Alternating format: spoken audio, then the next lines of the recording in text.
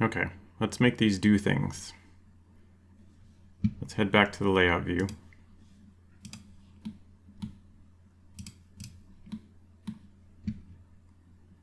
We're going to grab the die.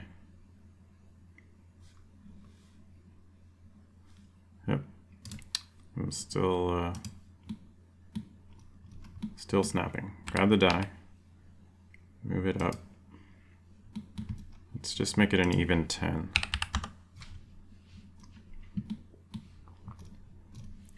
Now we're going to add some physics here. So in the Physics tab, click on Rigid Body, and I think we can keep these default. So once it has been activated in the Physics tab, if you hit space by default, it'll play, and then you'll see, gravity is doing its job here. So it's still falling through the table. We want to add physics to that as well. So we're going to go to rigid body. For this type, we want it to be passive. And surface response, we don't want it to slide too much. So we're going to change the friction to 0.8. And if we hit space again, you can see it drops.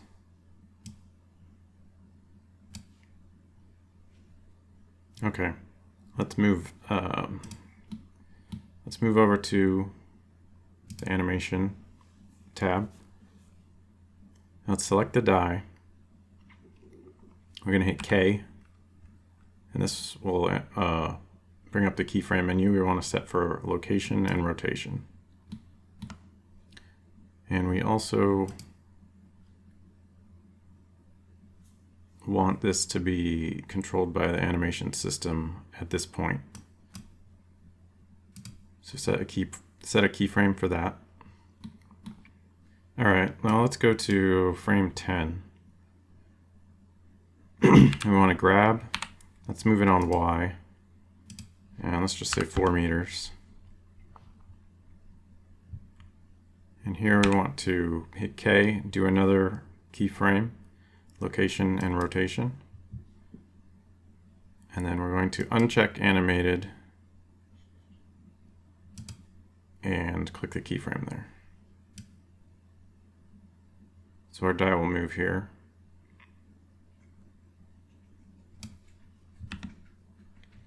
And then gravity will take over once it hits this frame. Let's also go to the graph editor here. And you can hold Control and hold down the middle mouse button to zoom.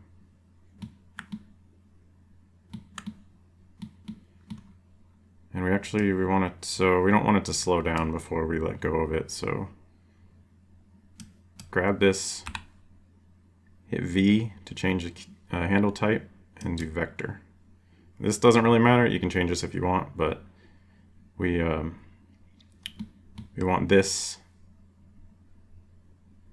to just yeet it when it's done moving. Okay, let's go back to the dope sheet and let's check out. Okay, I hit space, and let's check out what happens. All right, so it's going further. So I'm actually going to, let's move this back. I actually want to move that table. Let's move it on the Y, just about where, in the middle of where it lands, somewhere around there. And then let's test this again. Okay, we should move it further. Yeah. Let's move it further. Down there.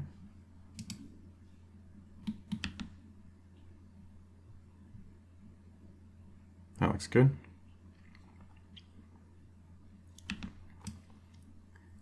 Okay, now comes the tricky part. Actually, I didn't see what that landed on.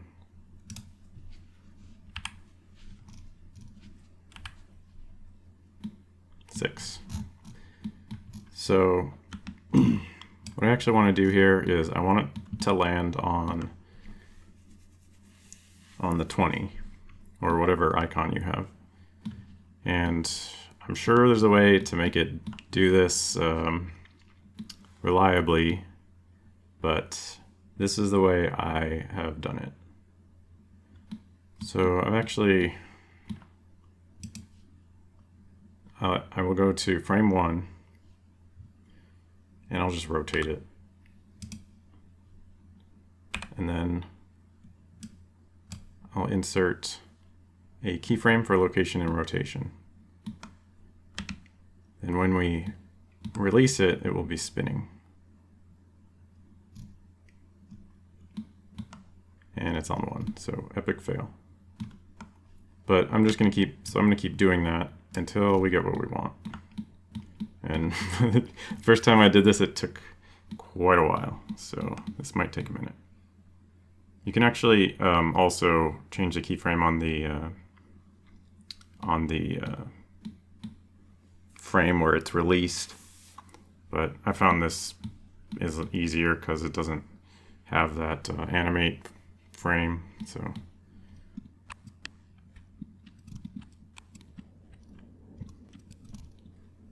actually, so I don't have to keep changing this, let's do a rotate.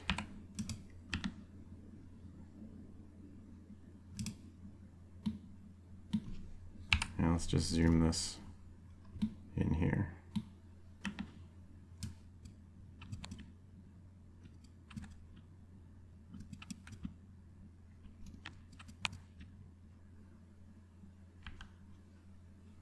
Oh.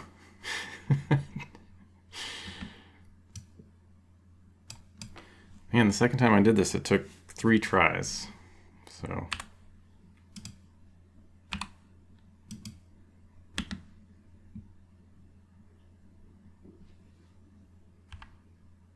yeah, here we go. Wasn't really spectacular, but let's see.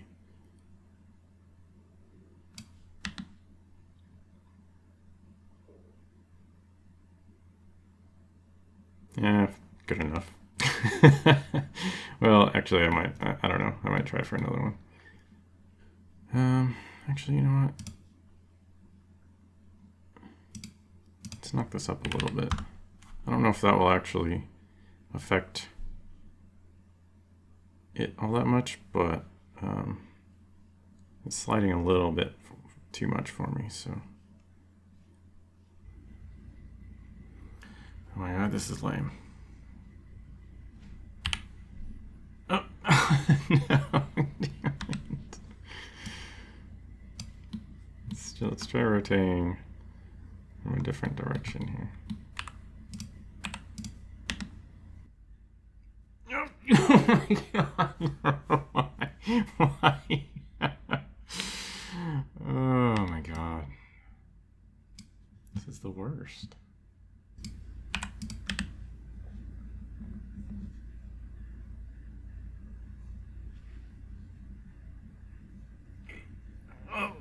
Oh yeah.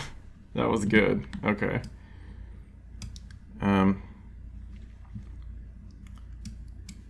I'm going to set the end here to 300 because that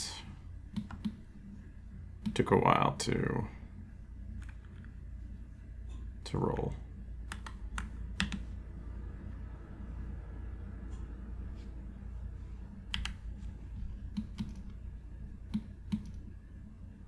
Yeah, that's good. That's good stuff. Okay.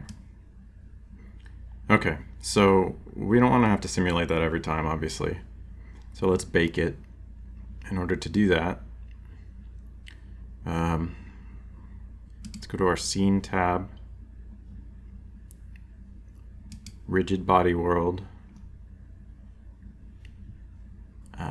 cache. And then this is 300, so let's do that. And then we're going to do a bake. Actually, I don't know if you have to simulate it after setting this to 300 because it might not be in cache, so let's do it again.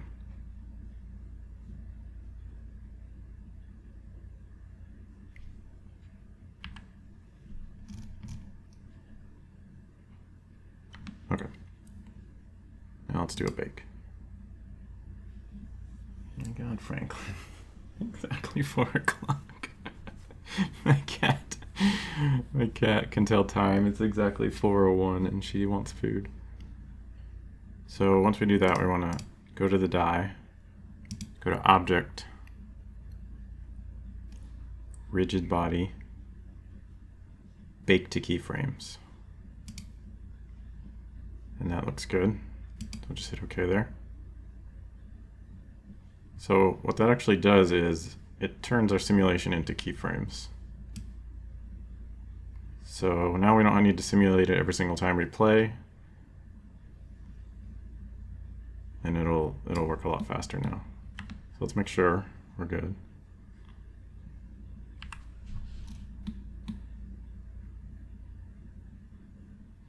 Okay, looks good. All right, it looks like we're nearing the edge of our table here, so I'm actually going to, I don't think it matters if we move it out of the way of this. I think it'll still bounce. We could make it bigger as well. I'm just gonna grab it on the Y. Just move it a little bit. Let's make sure. Okay, yeah, we're good.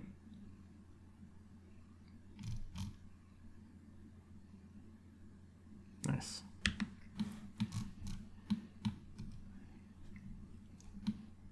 All right, we want to frame this. So let's add a camera.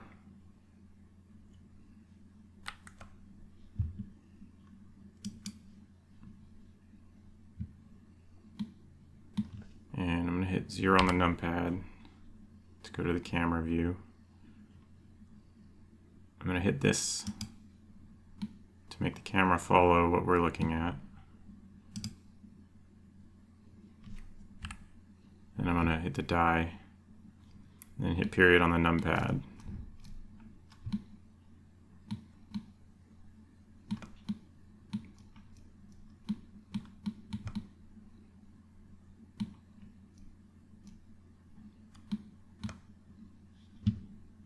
I want it to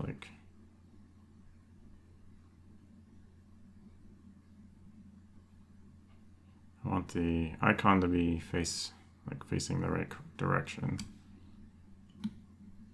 But I also want the die to roll around a bit before we see it. So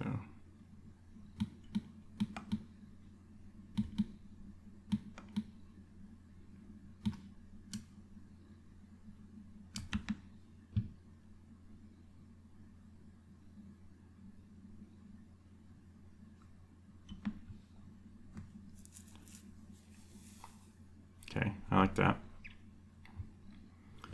I might change that later, but that's good for now.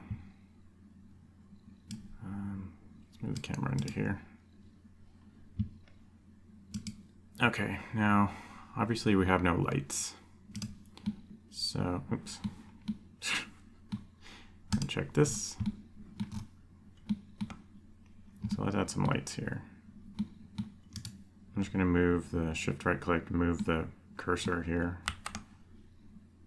and add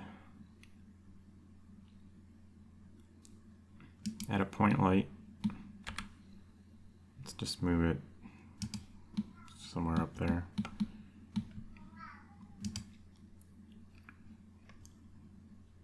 And you can change the color if you like.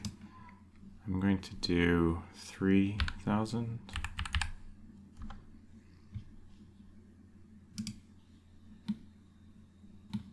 For the power. radius 3.7.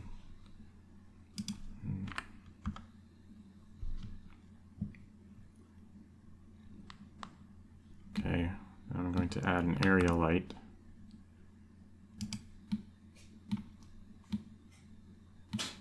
And kind of move this up here. I grab this, just point it at our die. So let's try 15.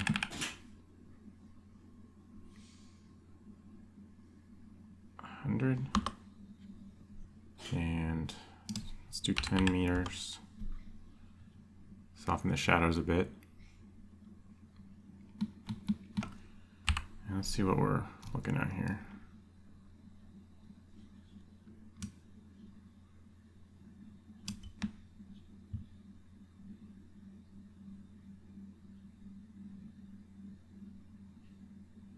Okay, I think it looks pretty good. I'm going to keep the lighting pretty simple. And this is kind of highlighting. I like that. So on the camera, let's enable depth of field, distance. So instead of focusing on object, we want to focus on distance. I'm just going to hit this right here. And then adjust the other options as you want. I'm going to crank this way down, because these are pretty large objects in the grand scheme of things. I want to see if, okay, yeah, so that's kind of blurry there.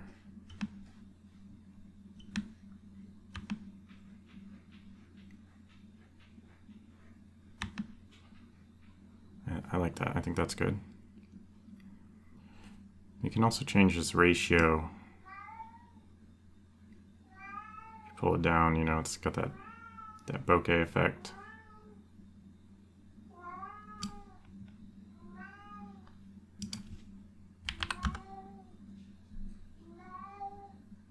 You can do like a 0.5 there.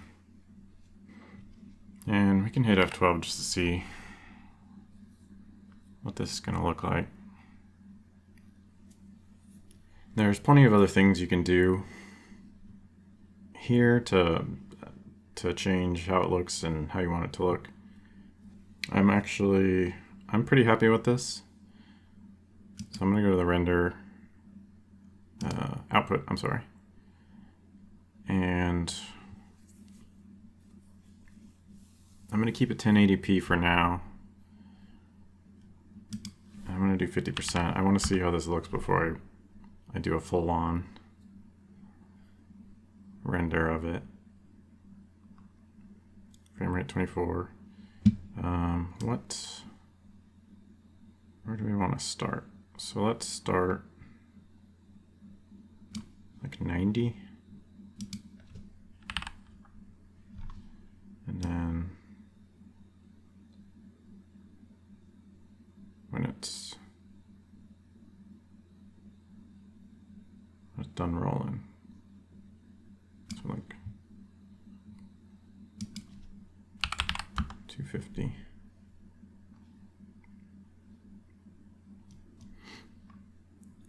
And change where you want to set it. That's fine. Where you want to save it. Just gonna do PNG. For rendering, actually, I'm going to knock the samples down on our render to 1024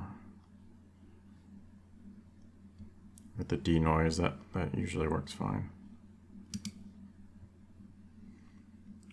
Okay, for output, this is fine. I don't know the difference enough. I've seen people use OpenEXR. I don't know the difference enough to suggest using that, but I missed this step. We want the exposure to be right, so My room can be drastically different lighting conditions and whatnot. So it's kind of hard for me to tell what the exposure's like. So we want to kind of pick what we want this to look like. I think high contrast probably. And you can see it looks pretty underexposed. So if you go to View Transform and False Color,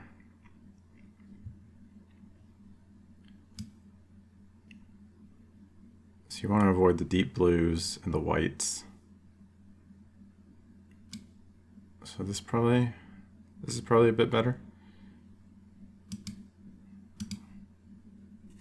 I'm still learning this sort of thing, so don't take my advice as a scripture here, but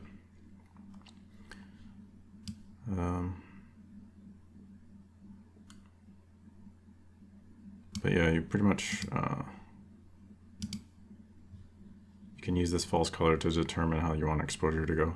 I think that looks good, and looks good there. So I think that's it. You can render this out. It's pretty short, and this is not recommended, but you can render this out in video if you want, just to create the video. I'm not going to. I'm going to do the individual pictures. So when you want to do that, you can just go to render and then render animation, and I'll go through all these frames that you selected and render it for you. Okay, once you've rendered the frames, actually we're going to go to New Video Editing, and we just want to do an add image sequence. Find your files. You can hit A to select all if they're all in one folder, and add them. Now I want to extend this a little bit, so if you pull from the last frame, it'll actually repeat that frame. So I'm going to pull this all the way to 250. And I did render these at 50%, so I want the end result to be 50% as well. So I'm going to divide these by 2. And we need to fit, it looks like it automatically scaled this, so